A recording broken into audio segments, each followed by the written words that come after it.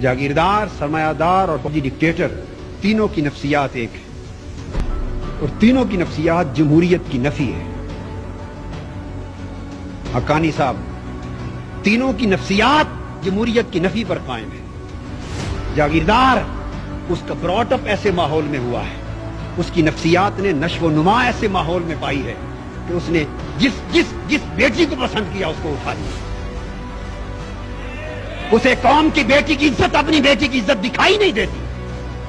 جس نے سر اٹھایا اسی کی چوری کروا دی، اسی کو اغوا کروا دیا، قتل کروا دیا۔ وہ جاگیردار جس کی نفسیات اس ماحول میں بنی ہے، جب وہ پورے ملک کا اقتدار لیتا ہے تو وہ پورے ملک کو اپنی جاگیر کے طور پہ چلانا چاہتا ہے، یا پورے ملک کو اپنی جاگیر کے طور پہ چلانا چاہتی ہے۔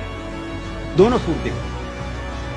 سرمایہ دار، اس کی نفسیات یہ ہے، وہ پورے ملک کو اپنی انڈسٹری کے طور پر اور فاؤنڈری کے طور پہ چلانا چاہتا ہے، پورے ملک کو انڈسٹری بنانا چاہتا ہے۔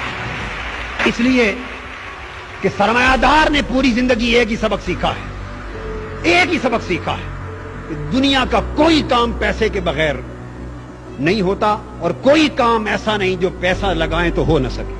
ایک ہی اصول ہے اس کا، وہ ہر ایک کو خریدنا جانتا ہے، ایک چپراسی سے لے کر بجلی کے لائن مین تک، ایک آئی ٹی او سے لے کر انکم ٹیکس کے کمشنر تک، اس نے ہر ایک کو پیسے سے خریدنا سیکھا ہے۔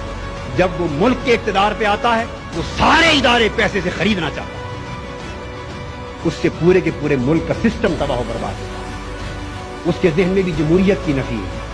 اور فوجی ڈکٹیٹر، اس نے بھی زندگی بھر ایک ہی بات سیکھی ہے کہ جو حکم دوں آگے نو کی کسی کو جرأت نہیں۔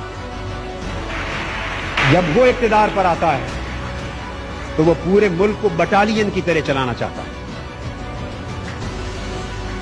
48 سال میں ملک کی زمان اقتدار بدل بدل کے ان 3 طبقات میں رہی۔